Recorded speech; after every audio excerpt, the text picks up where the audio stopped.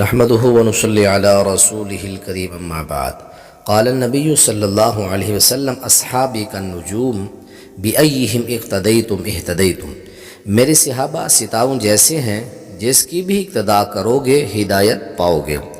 اس روایت کا حکم کیا ہے، اس کی سندی حیثیت کیا ہے؟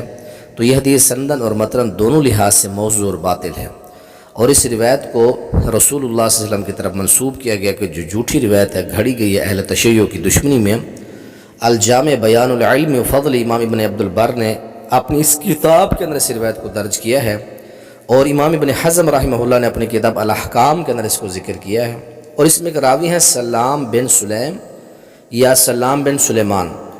ابن خراش کہتے ہیں کہ یہ راوی کذاب ہے۔